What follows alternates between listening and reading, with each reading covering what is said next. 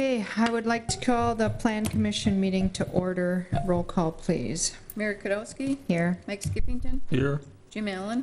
Present. Corey Cavanaugh. Here. Gary Paul. Here. And Bukowski's excused and Allison Williams is coming. Okay, please stand for the pledge. I pledge allegiance to the flag of the United States of America and to the republic for which it stands, one nation, under God, indivisible, with liberty and justice for all. And please remember the men and women throughout the world in uniform. Okay, I have no changes to the agenda. Motion to approve the agenda? I'll second it.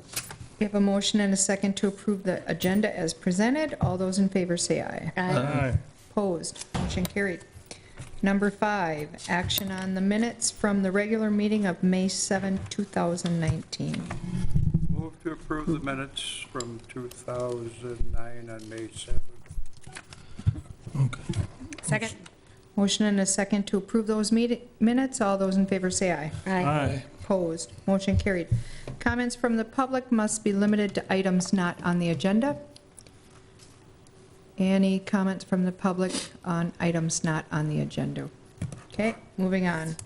7A, action regarding requested site plan review for Lambeau Field Redevelopment LLC, parcel VA-54-5, 800 Mike McCarthy Way. Aaron. As I mentioned at site plan, typically when you see a agenda item with Lambeau Field redevelopment, it's a pretty exciting project. In this case, it's a very utilitarian project to accommodate some telecommunication upgrades to a building on Mike McCarthy Way. This is the building that's located just to the east, 2 buildings from the Anduzzi's parking lot at the corner of Holmgren and Mike McCarthy. Right next to the parking lot is another kind of brick building or cinder block building. This would be the metal panel building just to the east of that. The building will be coming down, and in its place will be the building that you see up on the screen, consisting of a mix of brick, metal panel, and storefront glass. The building is intended to house basically data centers for the various telecom providers for Lambeau Field, such as Verizon, AT&T, Sprint, so on and so forth. This is the one location that helps to facilitate improved services and puts everything in one spot for them. Site plan review did review the site plan this afternoon at 3 o'clock. They did recommend approval with staff conditions. Those staff conditions include all metal wall panels are to have concealed fasteners. All ground mount and roof mounted mechanicals are to be concealed. Public safety does require a Knox box per village code, and forestry had a just a kind of a technical change for a different type of tree species for the site. Even though this is a site plan, it does come to Plan Commission and eventually Village Board because it's located within the site, the Sports Entertainment District, which does require it going through the full process. I'd be happy to answer any questions you have. I also Matt Hale of Somerville Associates, architect, is also in the audience. Do you have any questions for him? Are you saying this is directly south of Andruzzi? It would be to the East. west, West? west of the Anduzzi's parking lot on Mike McCarthy. Okay. As Aaron said, it was approved by site plan, which I sit on. There's no further questions. I move to approve the Lambeau Field Development LLC parcel VA-54-5, 800 Mike McCarthy Way. With staff With conditions. staff recommendations. Second. Okay, so we have a motion and a second to approve the site plan for parcel VA-54-5, 800 Mike McCarthy Way with staff conditions. Okay, any further discussion? All those in favor say aye. Aye. Opposed? Motion carried. Thank you. Okay. 7B, action regarding planned unit development, PUD zoning overlay for 2350 South Oneida Street, parcel VA-120-6. Aaron. This is a redevelopment of the former Ethan Allen site, corner of South Oneida, and I believe that's Willard. The proposal is to basically tear down the building except for the front vestibule, kind of the pillared entryway to the former Ethan Allen site, and put up a multi-tenant retail restaurant type use on the site. You'll notice on the site plan that there is a drive-through on the south end of the property. The lane will extend across the front of the property to South Oneida Street to the existing curb cut. The PUD is requested to accommodate a few very minor dimensional changes to the property to really maximize the use of the property. Those reductions include reducing the front yard setback from 35 feet to 32 feet, reducing the parking requirement from 84 stalls to 73 stalls, and reducing the minimum green space from 15% to 13.9%. As staff, we felt that those accommodations to bring along a redevelopment of this quality were reasonable accommodations. Particular material changes, we'll have a mix of horizontal and vertical siding, aluminum storefront window systems, exterior insulation finish system, or EFIS, and concrete masonry unit. The EFIS allowance does fit within our recently revised standards. We have 4 EFIS as well as a 3-foot masonry wainscot along the bottom finished grade elevation. The developer, Mr. Jeff Noldner and Steve Wozolowski of Midwest Expansion are in the audience. If you have any questions for them, otherwise I'm happy to answer questions as well. There are a few conditions. Let me just touch on those real quick. Approval of a PUD zoning overlay by the village board. All metal panels shall use concealed fasteners. All ground-mounted and roof-mounted mechanical equipment shall be screened. There's a note to work with village utility and water and sewer utility taps, which the developer is aware of. There's also an accommodation for stormwater, which our village engineer has been working closely with the developer on. Knox box is required for each suite. And just a note that the village will be replacing a street tree along Willard Drive in the coming weeks. Can we bring them up, or do you want to leave them there? My question is, you're coming off of Oneida Street, and if you can't say what it is, don't, what's the drive-through? For instance, if that's a Starbucks, it backs out onto Oneida Street. Okay, just. No, that's it's the where I'm other way coming from. around. It's the other way around, Skip. It's coming in and going that way? It's going to exit onto Oneida Street. You're going to exit and not come in on Oneida That Street? is correct. We try to eliminate the congestion of the traffic, therefore, it's an exit only. It's a right out exit only. But So you're- your stacking is behind the building, it's not in the front of the But you're building. 25 feet from the exit from McDonald's, are you not? It's the current, go ahead, I'm sorry. Yeah, no, go ahead. It's the existing one that's already there. You know, right now you can use it for either way, right in, right out. You can, we're eliminating the entrance of that to alleviate some of the congestion on that. That's given up an awful lot on Oneida Street, but we felt that because of the nationals that we run with, they like the flow of this better. So we widened the entrance along Willard, and we eliminated one of the other entranceways, did we not? So we eliminated one, widened one, and then we're only allowing an exit only on the Oneida Street one. And that is only for the drive-through And client. Right Excuse me. turn only? Yeah, because you have in that median, you have a, That's correct. There's a median on Oneida Street there, which would prevent a left-hand turn. It's already there, though, Jim. That exit is right now an exit and an entrance, and it's already there. Yeah. So you're not really changing it, except making it an exit only. I'll go back. Can you say what the drive-through is? What's there? I know that what I'm you're coming- Is saying. it a bank? no, it's not a bank. Okay. No, it's a fast food place. It's a what? It's a- It will be a restaurant, yes.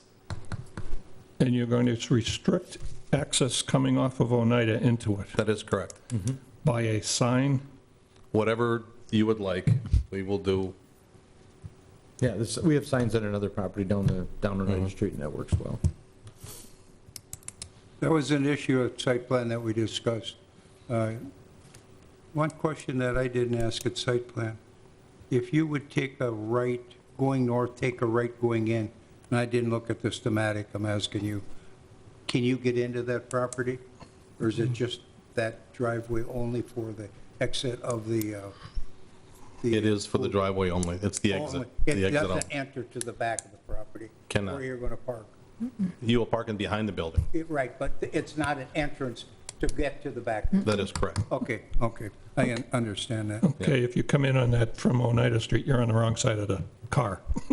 Correct. Okay. Correct. All Yeah, right. you're going to get on the passenger side. I And got the you. lane is only 12, it's only 12 feet wide, so there's no passing of cars. Yeah, and you're on the wrong side of the car. Public service is okay with that exit and McDonald's exit right next to it? Yes, they are.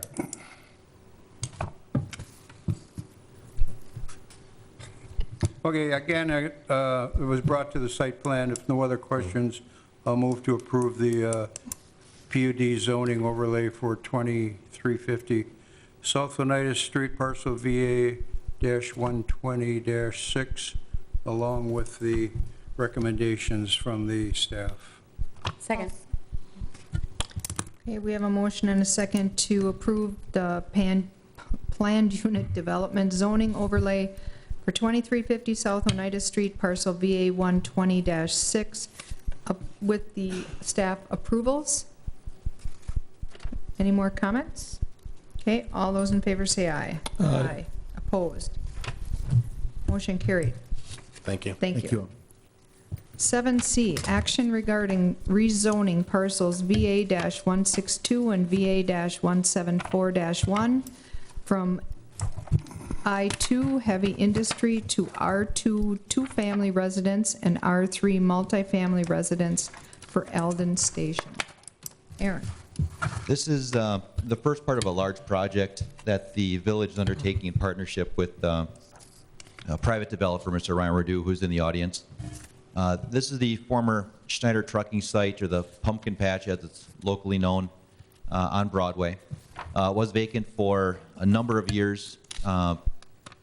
It is currently zoned I2 heavy industry, which certainly is not the best use for that property. The village's comprehensive plan is identified in the staff report, does recommend a mixture of residential uses along the riverfront, consistent with the proposed zoning, as you see up on the screen. The orange is the proposed R2 zoning, which is a two-family residence. The R3 is a multifamily zoning district. I do want to stress and specify that the proposed units that you see out there are actually all owner-occupied. We'll get into that a little bit more in the PUD discussion, but those are all zero lot line units for the duplexes as well as the 4-unit townhouses. The R3 zone properties will be used for apartment-style condominiums. So at this time, we're looking at the rezoning of the property from I2 heavy industry to the mix of R2 and R3 you see on the screen.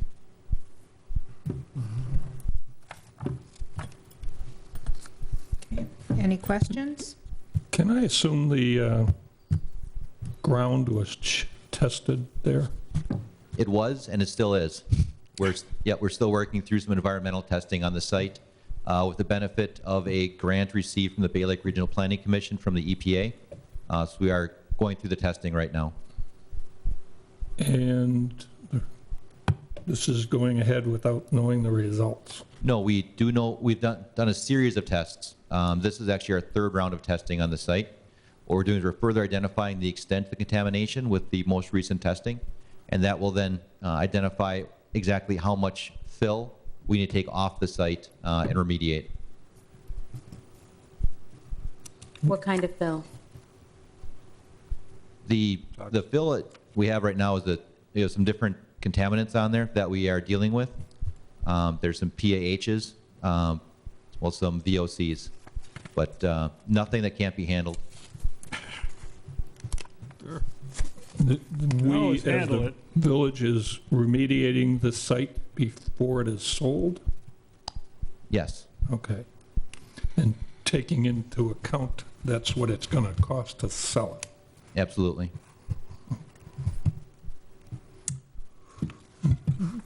All right, again, this was brought up through the site plan committee, and we approved it. We did take a look at the buildings. The buildings are, I don't know if it's in this packet, but a very nice product that they're bringing forth. So if there's no other questions, I'll move to rezoning of Aldrin Station, parcel VA-162 and VA-174-1. Second.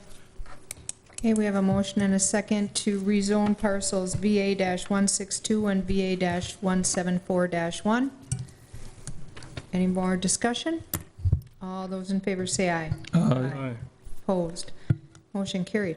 7D, action regarding a planned unit development PUD overlay zoning district for Alden Station parcels VA-162 and VA-174-1.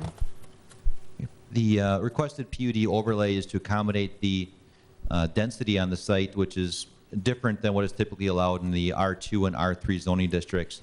It also takes into account different setbacks, green space requirements. As you can see in the site plan that's on the screen right now, what you can see there are the owner-occupied duplex units that'd be the east and north sides of the property. The 4-unit owner-occupied townhouse units along the inner ring of the south street, and then the apartment-style condominiums on the southeast and northwest parts of the site, up against Broadway, as well as along Ashwaubenon Creek and the Fox River.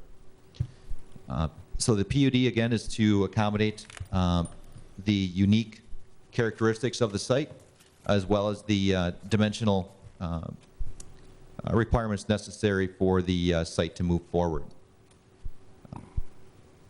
Mr. Ryan Redu, the developer, is in the audience with Redu Homes. Happy to answer any questions. In terms of conditions of approval, there were a couple. Buildings must be labeled according to fire code, such as addressing. We will need a detailed landscape plan submitted to site plan for their approval. The multi-use trail, this is from Bike and Ped, should be wide enough for traffic flow in both directions. As part of the project, we are looking to extend the Ashwaubenon River Trail across the property, and then bring it back along Ashwaubenon Creek to Broadway. A couple other conditions of approval would be the rezoning. Make sure that gets approved as well. The detailed landscape lighting and signage plans, review by site plan review. Work with public safety in regards to wayfinding or signage. So as the streets are named, making sure that public safety signs off on those. Knox boxes on the apartment-style condominiums, which you see up on screen there. And also working with public safety to maintain fire access. So those were the conditions of approval as identified by the site plan as well as staff. Are the duplexes and the townhouses condominiums?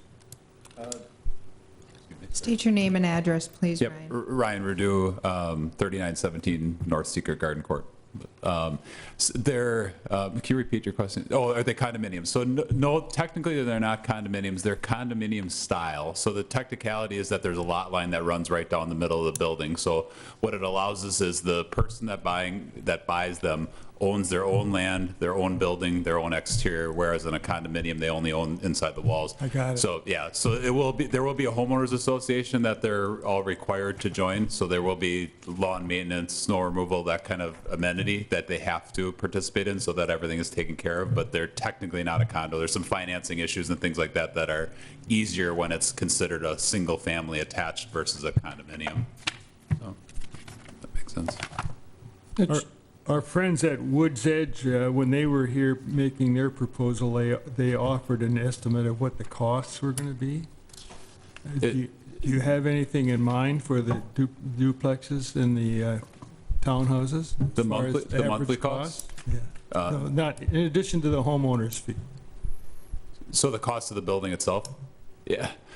They're all going to vary depending on location, just because the locations, obviously the waterfront ones are going to be much more expensive than the ones off. I would say that you're probably in that, and they're going to be done, I would consider very, very well. So I would say in the 300,000 to 500,000 range, something like that, something in that range.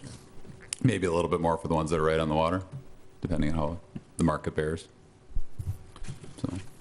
And just curiosity, why you have a split driveway on the south side and not on the north side? Coming off the main drag. I think we were originally, and Aaron might be able to speak to that too. Originally, we were just going to have the one entrance in and out because of it, but we decided that be through Public Works, they decided they'd like a second exit out there. So that's supposed to be kind of just a second exit, but not a primarily used, road. So.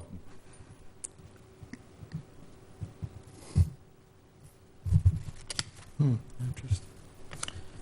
Go for it. If there are no other questions, I was going to say we've discussed it once or twice, so I would move to approve a PUD zoning overlay for Alden Station parcels VA-162 and VA-174-1 with staff conditions. Second. I have a motion and a second to approve the planned unit development overlay zoning for Eldon Station, parcels VA-162 and VA-174-1 with conditions of approval. Any more discussion? Okay, all those in favor say aye. Aye. Opposed? Motion carried. Thank you, Ryan. Thank you, appreciate it. Yeah, as you said, Allison, we've, especially being on the board, we've seen these things a few times, so, Kind of cool to see it in color, though. yeah, beautiful designs. Yeah, pretty special. Okay, 7E, possible discussion and action on ordinance 06-1-19 regarding impact fee application. Tony? All right, what you have before you is a proposed ordinance revision regarding our impact fee ordinance, which is the collection of fees when a property is developed, which essentially goes to parkland type fees. What we have had is a situation in which the existing language in the ordinance created some issues. I believe it was with, for like a specific example would be Shops at the Village, I think, where several times the property would be subdivided by a CSM, a commercial property, and it would be subdivided when a project or development would come forward, and each successive subdivision by CSM would kick in an additional set of pretty substantial commercial fees. And so it's kind of having this unique application in a commercial context. And so what we've prepared after discussing this with staff and the intent to not have that kick in those situations is to revise the ordinance so that wouldn't happen. And essentially, when there's any subdivision by a CSM, it would only apply to residentially zoned properties where we wouldn't have this issue. So that's what the proposed revision is that's in front of you this evening, along with some other just cleanup language so that we're consistent with state statute. This was actually an item, wasn't it, Tony, that was like a couple years ago this was discussed? Yes, it's been Yeah. germinating and kind Yeah. of floating around for quite a while. Yeah. And held up, and we've had kind of a few meetings on it, and finally we've got to the point where we Yeah. think this makes some sense.